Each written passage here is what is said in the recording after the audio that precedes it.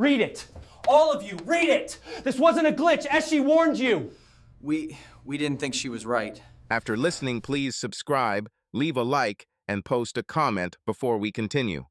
The explosion tore open the darkness so sharply that the world around him went instantly pale. Matt felt the shock wave slip through the dugout like heated wind, ripping the air from his chest, and the last instinct still clinging there a scream. The stony ground under their bodies froze at the beat of the echo. The dark sucked in space and time. Matt felt himself lifted into the air, and then a pause as he hit the cold earth again. Painful flashes of light shred his memory. He is on his knees in a bomb-ripped bunker among Afghan mountains. A merciless whine drills his ears after the thunder, yet through the dead hush that follows the blast he does not hear a cry for help. He hears the one voice he knows better than his own. "Matt, do you copy?" Emily's shout cracked through the frantic silence in his headset. His fiancée's voice floats like a ghost in the chaos, and Matt feels his heart clench. His hearing is already giving out, but that voice the dearest, the closest he wants to know what she is saying right now. "This is not a dream, this is not a dream," he babbled in his mind, but the words blew apart like ash. His skull felt split from the hit. "Matt, take cover," it seemed to whisper, a ragged breath, not to him, but as an echo. He was 32, a radio operator, a sergeant in the United States Army, who had spent almost 10 years in combat zones, the kind who could still listen when hell was roaring all around. Matt Grayson was not a textbook hero, more a man who had listened to other people's fear on the air too long and had learned not to fear his own. Emily Grant, 26, a translator working with NATO units, a soft voice Matt could pick out among 1,000 frequencies. She met him at a training center in Texas. He was teaching recruits to use transmitters, and she was translating instructions for Afghan advisors. A year later, they got engaged. The wedding was planned for after his last rotation, the very one from which he never returned as the man he had been. After the blast, Matt was knocked off his feet and flung around like a rag doll. Scattered shards of the bunker bit into his skin. A shrill whistle rang in his ear. He tried to shout several times, to open his mouth, but only a thin groan came out. Silhouettes of his brothers in arms flickered before his eyes. Clouds of dust churned. Then he noticed his teammate sprawled beside him, Mike Marshall. The kid lay on his side, a weak hand fallen across him. Red flecks sprayed across his eyes. "Matt," Mike breathed, barely audible, forcing his head up. "Can you hear me?" Matt's head jerked with pain, but he tried to answer. Only a piercing moan tore from his lips. His partner panted next to him, eyelids half closed, the light in them fading. Mike's pulse thumped slow and sickly. Matt wetted his lips, tried to call out, but the words fell unspoken. An awful cold closed in the feeling that his inner world was being crushed into dimming. He braced his doubtful side. A dull ache tugged at his breastbone, and in memory a clear line rose up. He had to live for two. The world went black again as Matt slipped into unconsciousness. Everything around him shrank to a red flare, then silence. A heavy, searing timbre of unknown sounds pushed through the nightmare for a few more seconds, and then the world cut out. Matt heard nothing more. His reality became a step of silence so dense it felt like even his own heart had stopped. Wind, dust, the smell of scorched metal, all of it became only a vision. The mutter of powder, the snarl of rotors, the moan of wind, all of it faded for good. Only a dull vibration in the air traveled through his bones, reminding him the world still existed. He lay alone among splintered ammo crates and smashed equipment. His hand trembled, fingers clenched spasmodically around a broken antenna. His skull pounded not from pain, but from the terror of silence. His heart beat slow and heavy, as if punching through sand. It seemed as if the sky had fallen to the ground. The sun smeared across the horizon. The air pulsed with heat. Thick smoke boiled out of the wreckage, and among it Matt saw Mike. His teammate lay on his side, almost still, face burned with dust and blood. Matt crawled to him and touched his shoulder. No response, only open eyes fixed with the same shock.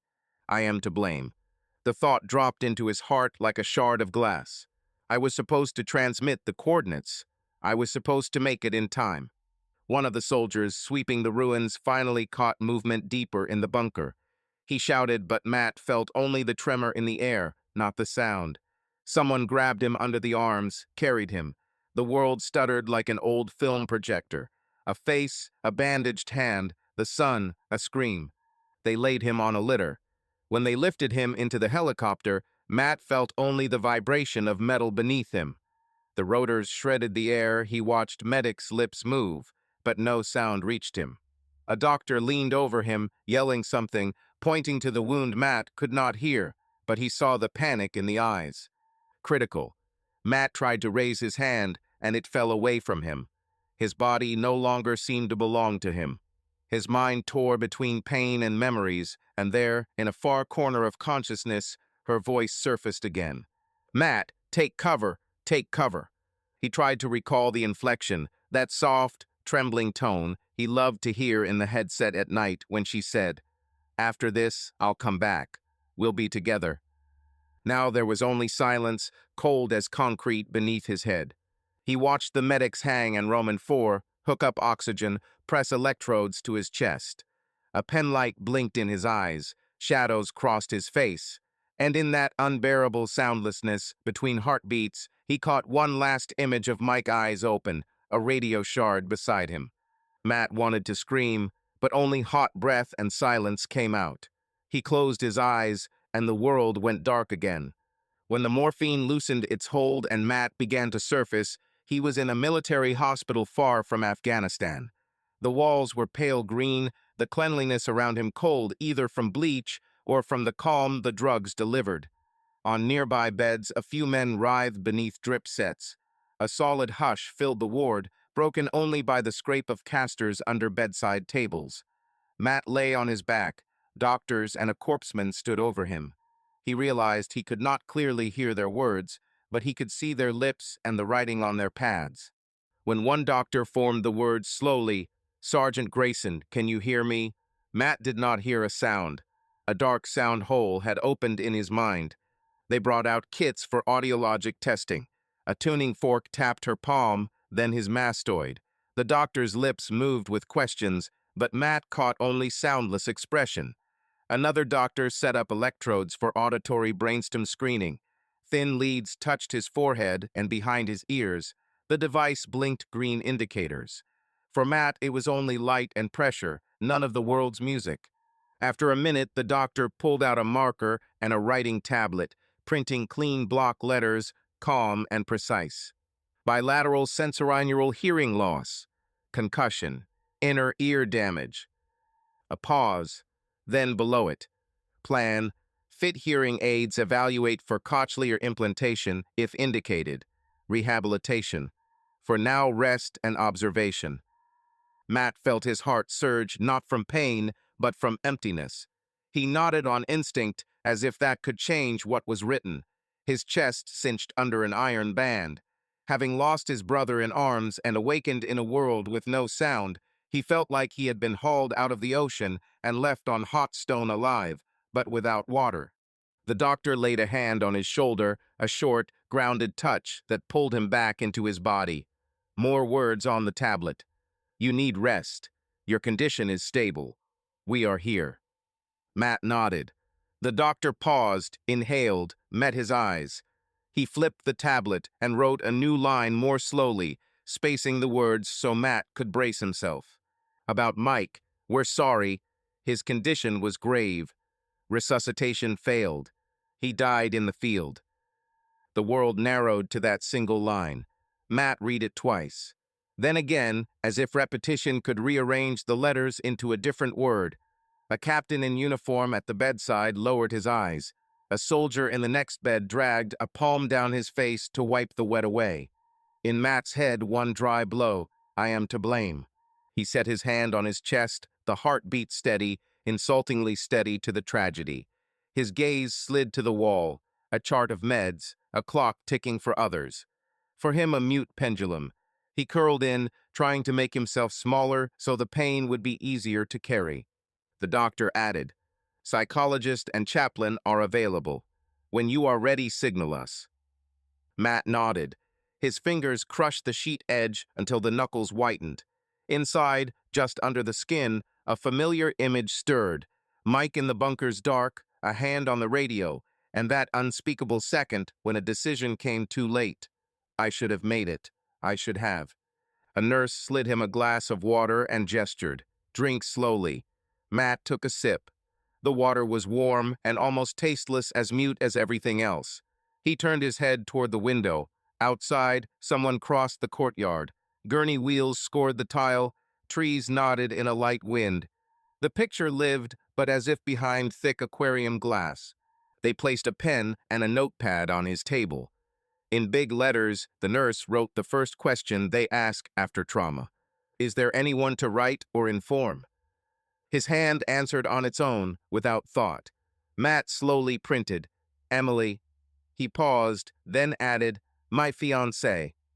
The doctor gave him a thumbs up, understood. Then carefully, we will try to find a contact.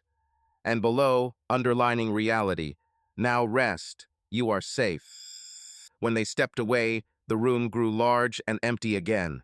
Matt lowered his gaze to his hands, scraped, with tiny black powder dots in the skin. He touched his ribs. A sharp, honest pain answered. The body is here, sound is not. And somewhere deep, at memory's edge, the imprint of her voice moved, not a sound, a shape. Matt, take cover. He closed his eyes. The pillow under his cheek slowly warmed. Inhale, exhale. His left knee throbbed. The Roman four-line quivered with a faint vibration. The world continued, and he had to learn to live in it without sound, and with the truth that had just been written in black marker on white plastic. The doctor opened his eyes again to the words. Now we are sending you home. You will be fitted with hearing aids, he typed into the pad, and you should rest more. Matt dipped his head forward, understanding. Everything he loved had fallen silent. He had not just lost hearing, he had lost the inflection of the voice he loved, that tender shiver inside every word. And now, in this severe chapter of life, no one said what his heart was screaming inside. No one said, I love you. Weeks passed in a rotation of white rooms and wordless exhaustion. After discharge, Matt was transferred to a city rehab center for the wounded, a different building, the same sterile corridors, dimmed lights, silence pressing on his chest. He woke at dawn and heard only the rhythm of his own breathing, not with his ears, but with his body. No sound broke through to his mind. They taught him the basics of his new life, to read lips, to work with gestures, to jot key phrases into a notebook. A speech therapist showed articulation. An audiologist tweaked temporary hearing aids with no meaningful result. A psychologist wrote briefly on a tablet, trauma. Silence is a normal brain response. You are not alone. That helped a little, but not for long. When the bus stopped in the suburbs, cool golden fall met him. The air smelled of damp leaves and faint backyard smoke scents he recognized flawlessly. He walked his familiar street as if seeing the town for the first time. The house of his childhood with peeling paint on the porch, a church steeple beyond the poplars, his mother's old talk about quiet nights. But all of it was cut by the inner roar of guilt, the old wound reopening with fresh force. People's voices became only the motion of mouths. In the entryway, neighbors asked something. He saw smiles, raised brows, but inside his head stood a wall of quiet. On the playground, laughter was only an outline, a wide mouth, wrinkled eyes, and no sound. In offices, folders rustled and pens clicked. For him, there was a deaf wall everywhere. Back in his room, Matt laid out the remnants of his Afghan kit on the bed, stripped off patches, sorted metal odds and ends. In the closet, amid junk, he found a mothball scented envelope addressed to himself, a card from Emily. She had mailed it before the operation so he would feel her close. In the photo, he is in field gear, smiling wide and unguarded. She is in a tactical vest, looking straight into the lens with a message that read without sound. It will be okay. I'm waiting. He lingered on the edge of the card. The lone yellow light of the desk lamp flashed on his own smile in the photo now so far away. No note could pierce the silence, and none needed to. The picture spoke for her. Each day, it grew harder to feed himself the easy lie, "It will be okay." He carried a small black notebook, leaving short reports to himself. Wake time, exercises, memories that flared up without warning. He printed in big block letters, as if that made thoughts easier to hold. Her voice kept surfacing in his head, not a sound, a memory of tone. "I still love you." That warm memory rocked with nowhere to dock. The future had not yet appeared on the horizon. That evening, he set the photo on the nightstand, next to a radio push-to-talk, a broken antenna, a fine point marker, and the notebook. On the first page, he wrote one word, "Why?" Then below it, "What really happened?" Plain block letters, as is. For the first time in weeks, he had a plan, however painful, get answers, even if it meant walking back through the same silence. One day, Matt decided to act. He grabbed the only resource he had, an old friend. The bare thought of forward movement brought a lift that pulled him off the couch. If he wanted to know whether Emily had anything to do with the disaster, or if it was only fevered guilt, he would have to dig through the operation himself. He called 7 times. Each time the same chill formulas: no comment, wounded visitation by schedule, no information available. He caught himself squeezing the handset until his knuckles went white, even though he could not hear a thing. Finally, he stopped, inhaled, and forced his mind straight. If she had been where he was, the truth existed. He had to find it. The next morning, Matt scattered messages to veteran friends from that Afghan rotation. One of the first to answer was Jake Stewart, a former radio tech from their company, a friend from school. They met in person, no small talk, straight to it. Jake spoke clearly and slowly so Matt could read his lips. "Matt, I heard about your concussion. You're holding up a beat. Heard about Emily, too. Word is she served as a translator on that op." The words hit like a dry shot. Emily there, his fiancée in the same hell. A cold rose under his ribs, fear bordering on self-loathing. What if the voice in his headset that day was no coincidence? Matt took a pen and slowly wrote in his notebook, "I want to know what happened to Emily." He underlined it twice. Within a day, Jake set up a video call with Colonel Brown, using a service with auto captions. On screen, an office, hard overhead light, a flag in the corner. Brown's lips moved crisply, and the words popped as lines of text. "Radio operator Grayson, Matt Reed, we received your request. Emily Grant, translator assigned to your detachment. Contact with her was lost on the day of the incident." The line ended. Then a dead pause. The colonel pressed his lips together. His eyes flicked aside for a second, as if the answer he could not say aloud was lying there. The captions displayed a neutral. "That is all I can say for now." Matt felt metal chime in his pocket. He was rolling his keys without noticing. One more thing, he wanted to force out, but only looked into the camera. Brown gave the slightest shake of his head. Not yet. The call ended. Emptiness strung a thin wire from the screen through his chest to the hole inside. In dreams, her voice returned, not a sound, a shape of memory. "Matt, take cover." He almost gave up, but that same day Jake appeared in his doorway holding a metal case. "I got what I could," he said. "Radio traffic logs, decrypts, copies of internal memos, and one more thing." They went into a small room at the Intel detachment. Low ceiling, the hum of aging fluorescents, the smell of dust and toner. Maps of Afghanistan on the wall, pushpins marked their old routes. A red string traced the valley where everything went wrong. The case lock clicked. Jake carefully laid out folders, a flash drive, and a small black hardcover notebook. On the cover, pressed in neat handwriting, "Emily Grant." Matt touched the letters as if to prove they were real. His heart sprinted into his throat. Where letters cut the air, you do not need a voice. "Go on, kid," Jake said quietly, taking a seat at his side. "Read." Matt pulled closer to the desk lamp. The paper smelled of ink and desert. He opened to the first page, and for a moment saw nothing, just the murky edge of lines. He breathed, pulled his gaze together. The letters stabilized. September 12, 2019, Airbase Zarin. "Dear Matt, I never thought war could hand out 3 different gifts at once: hope, fear, and you. Today, the sun annoyed my eyes so much I put on sunglasses right there in the blistering hangar. Thank God I got assigned to this op near you, even though we are far apart. Everything here is strange and dangerous, and in my head, I keep hearing your words. Mike holds my rifle, laughing through his lashes, when I, trembling from the height, call our tasks the code of our ridiculous hope.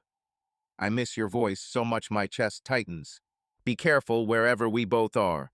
We're coming back. Yours, Emily. Matt did not notice the tears until they slid down and left pink dots on his skin like rust on mangled armor. There was no but or however on that page, only the kind of love that warmed his hope. He turned the page. He ran a finger along the notebook margins, swallowed air, and read on, dragging the lamp closer. September 13, 2019. Forward position, Village X. Mike calls my ruck and jokes I am a commando who carries dictionaries. I laugh.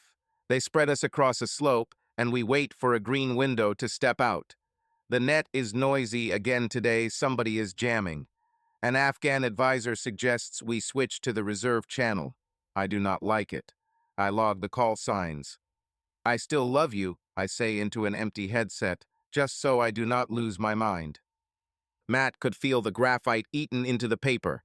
The letters looked harsh, as if Emily had scratched them in with her nails. September 14. Base Zarin. They are rotating me out by evening. Mike coined a name for our route, the code of our ridiculous hope. He laughs when I stumble over words. I memorize every wrinkle by his eyes. At the briefing, I said the reserve channel is pinging suspiciously. The signal's chief shrugged. I feel cold because of it. Matt paused, inhaled, glanced at Jake. Jake nodded softly. Keep going. September 15. Dawn. They sent me the schedule. The reserve channel has new cipher rules. An advisor named Rahim brought them. Says the order is from the top. I see his eyes slide off when he speaks. It is a small thing, but I write it down. Rahim off. Heart in his throat. Matt felt his fingers start to tremble. He turned the page. September 16. Step off. I dreamed you were silent, and I kept saying, take cover. Woke with my hand on the headset. The air smells like dust and bitter tea. If this is the last page, let it be honest. I love you, and if something goes wrong, it is not your fault. That is what I promise myself, so I will not be so scared.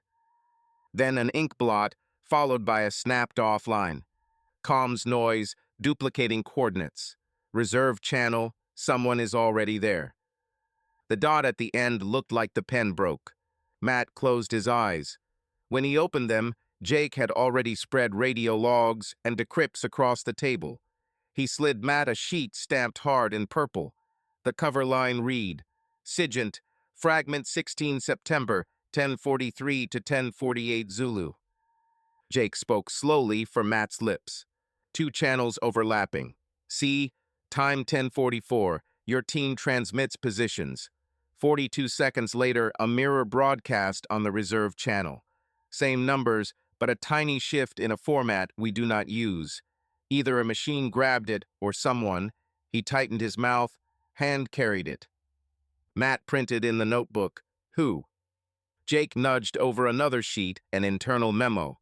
Change of reserve channel protocol at the request of Advisor R, approved at 09:15. That is when the window opened.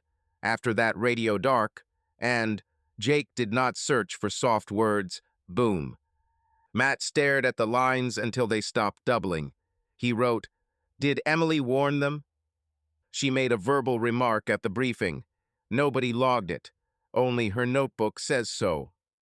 Jake's eyes darkened. It is thin, but I have one more thing. He held up the flash drive. Security cam in the signals corridor at Base Zarin. Morning of the 16th. Advisor Rahim enters the server room with a borrowed badge. 20 minutes later, the signals officer walks out. His face says saw nothing. Officially, the camera was not working. Unofficially, it worked badly, but one frame exists. Matt felt something turning inside his chest, not calm, direction. He pulled Emily's notebook toward himself and traced her last sentence with care. Someone is already there. He wrote, Colonel Brown. Again. The next day, Jake arranged another video call, this time with the colonel and two more people in dark suits. Flag, lamp, table, stone faces. The feed ran with auto captions. Words rolled under their chins, smooth and dry. We reviewed your materials, Sergeant Grayson, the titles said. We are sorry for the loss of your teammate. Regarding the translator, Emily Grant information is restricted. Matt did not nod. He laid 3 sheets out carefully, squared the corners, looked straight into the camera, saw his reflection in the dark pupils. Finger 3 taps on the table. 1, 2, 3. Jake got it. He indicated the pages. Log file. Duplicate coordinates on the reserve channel after 42 seconds. Protocol changed an hour before step off. Video frame with a borrowed badge in the server room. Jake spoke for them and tapped each line so Matt could see what, where, when. The colonel leaned in under a scowl. The captions flickered. Those are serious assertions. A beat. Do you understand the implications? Matt did not blink. He raised his notebook and printed a single word in big block letters. Explain. One of the suits bowed his head, steepled his fingers, weighed each lip movement. There is reason to believe an advisor on the Afghan side was working for the other side. A short stop. Your materials align with our internal review. We were not planning to discuss this at this level. Something growled inside Matt. He wrote another word, Emily. The colonel's gaze slipped aside. The captions. We have indirect confirmation she stayed on the net beyond orders, trying to hold the channel. She issued a warning. Her last words on the air were take cover, then loss of signal. Matt stared at the caption line. His shoulders slowly fell. His palms lay open on the table, fingers white. He wrote a third word across the entire page. Where is she? Listed as missing after the incident. No gestures, no warmth. Presumed killed by a secondary detonation. We will submit for recognition of her actions. Network delay turned the quiet into thick jelly. Matt looked at his own handwriting. Crooked lines, crossouts, stains. Jake touched his shoulder, a living pull from the deep. It is not your fault, Jake said, crisp and slow so Matt could take the words off his lips. Matt answered with a simple, I know, though he knew only halfway. He flipped the page, wrote a new line.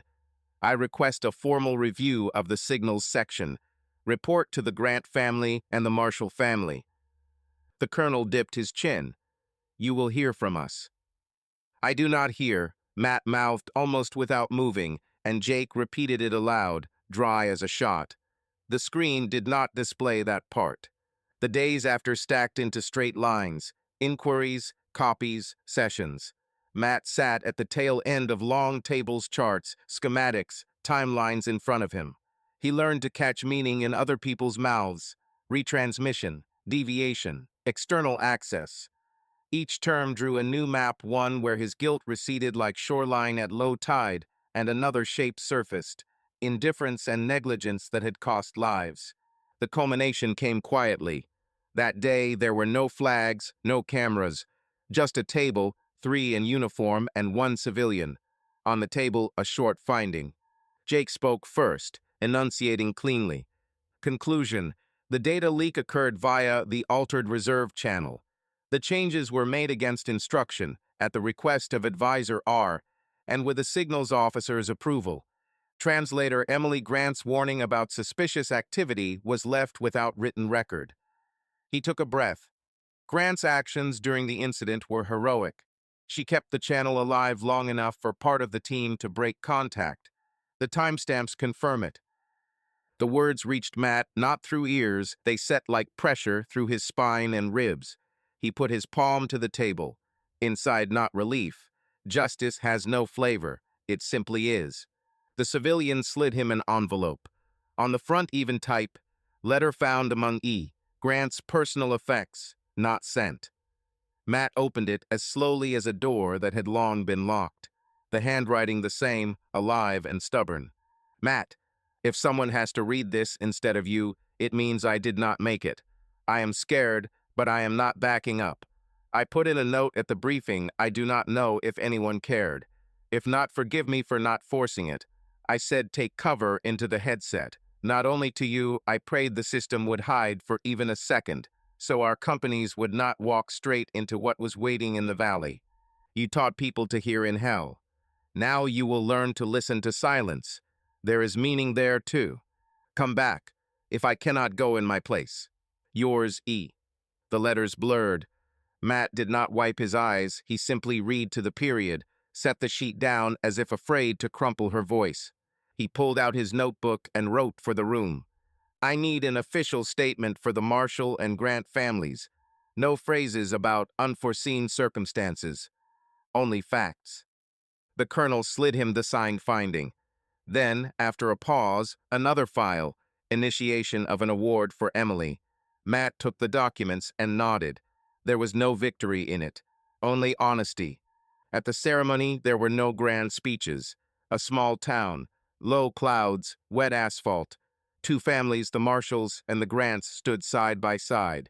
When they handed Mike's mother the folded flag, her hands shook like leaves.